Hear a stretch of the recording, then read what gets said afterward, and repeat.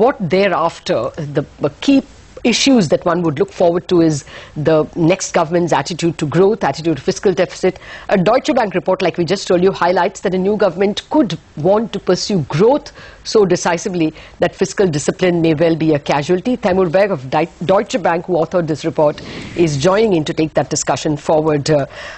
Taimur, what actually are you beginning with in terms of a fiscal deficit for the next government? There are already some rollovers of, I think, about 30,000-40,000 crores each on fuel and fertilizers. Right, no, absolutely. Lata, first of all, the issue for not just the coming year, but a multi-year subsidy bill is the question. I mean, will the old practice of running arrears toward the end of one fiscal year and then settling it the following year, will that continue, or are we just going to end all of that once and for all, and particularly with diesel and petrol, don't have to go through these repetitions over and over again? I don't think that issue gets fully settled going from 13-14 to 14-15, but hopefully, under the best case scenario, that won't be an issue in the subsequent years. But when we talk about 30,000-40,000, we're basically talking about close to about 1% of GDP worth of subsidies, whether it is fertilizer or fuel. The low-hanging fruits of subsidy reduction, in my view, are behind us. Petrol is more or less cost recovery. Diesel is heading in that direction. The question is, if you want to do further fiscal consolidation, what do? You can't really cut capital anymore. That's been pushed down substantially in the last couple of years in the name of keeping fiscal discipline. So the finance minister that looks at the books in June or July is going to have a very difficult job in his or her hand, in my view. Taimur, hi, good morning. So let's try and put some numbers to this. If the new government, tries to pursue growth very aggressively, then what kind of damage do you think it could do to the fiscal deficit numbers? Well, I think that keeping fiscal deficit under 5% of GDP at the central government level itself is going to be very, very challenging. If we're going to have few more quarters of low revenue growth, that'll keep one side of the fiscal under pressure, and the impetus to start government projects that have been held back in a forceful manner, and that'll hurt the expenditure side. So I frankly struggle to see where the government can hold back on spending and where it can generate significant additional revenues to keep fiscal deficit under 5% of GDP going forward. Well, Taimur, the best case explanation which some market men who have been bidding up the shares are giving is that he's able to cut through the clutter on several infrastructure projects, stuck for environment or stuck for want of fuel or because of beleaguered power distribution companies. If a great deal of that is cut, if, say, mining is restarted, then we are speaking about those in terms of low-hanging fruits for growth. You don't buy that?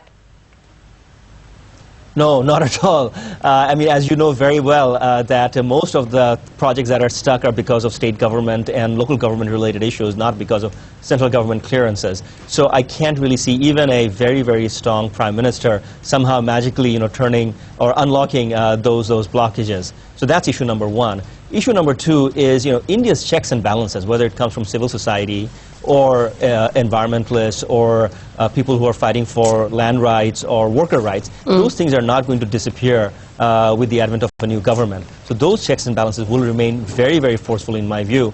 So yes, some projects maybe one can get going, as the Cabinet Committee on Investment already has been trying for the last year or so, and we're beginning to see some of that product already show up in the CMI's investment data. But beyond that, I don't see the Midas impact.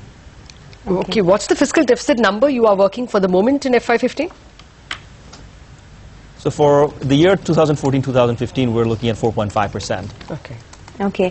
The A team of the BJP, Arun Jaitley included, have constantly expressed some sort of resistance or disappointment to the way Raghuram Rajan has carried out the policies in the last couple of months, specifically with respect to cutting of interest rates, etc. Once the new government comes to power, how do you see interest rates move, say, for the next 6 to 12 months? Right. You see, well, let me step back for a second and talk about the issue, the way we have dealt with it in our report, which is that in the last 5 to 7 years, by and large, the debt to GDP ratio has been stable or declining because of negative real interest rates and a very strong real GDP growth rate. Both of those two items are going to be likely absent On the growth side, even the most optimistic person would not say growth jumps to 6-7% in the near future. And on the real interest rate side, I think Raghuram Rajan has made it very clear that through his inflation targeting framework, he wants to target positive real interest rates. That's the way to bring down inflation expectations. Now, positive real interest rates means even if inflation were to fall to 6%, you will have probably 10-year yield in the 8% range, overnight policy rates hitting around 7.5–8% range. That would be very, very challenging as far as the central government's fiscal deficit is concerned, because the entire debt dynamic equation would become far more complicated. So when one runs some stress tests, let's say growth stays around 4–4.5%, or real rates go to 1% or so, debt GDP ratio becomes flat, or even starts rising. So that's the danger or the complication that the central government would have to deal with going forward.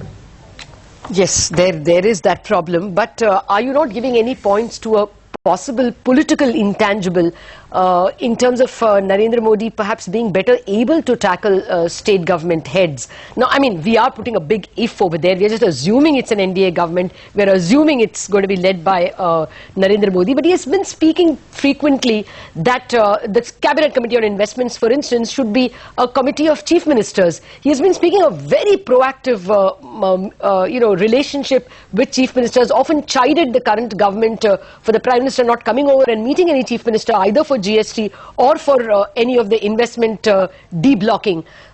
Would you think a substantially different relationship between centre and states, either because it's a third front government and therefore a lot of state governments are anyway represented in the central government, or because of a different approach? You know, there could be a wild card in terms of better state management. Let's quickly touch on two issues here. I mean, of course, it would be nice if that were to work out. One is the issue of GST. The incentive of a state government is to make sure that they're not losing out on the revenue stream once the reforms are implemented. And that has been the major blocking factor as far as, the Congress's efforts to get the state governments on board. I'm not really sure, how that dynamic changes. Second issue is, again, the issue of checks and balances. Let's say, take the state of Goa, where you have had mineral export ban in place because of activists from the courts as well as environmentalists. How does that change in the post-election environment? I frankly don't see how that changes. The issue of the miners wanting to continue with open barge mining remains, and the issue of environmentalists wanting to get in the way of that remains. You can have greater cooperation between chief ministers and the center, but the fundamental issue, which is demand from grassroots for more sustainable development, more sustainable or environment or human rights friendly growth, I don't see how that changes.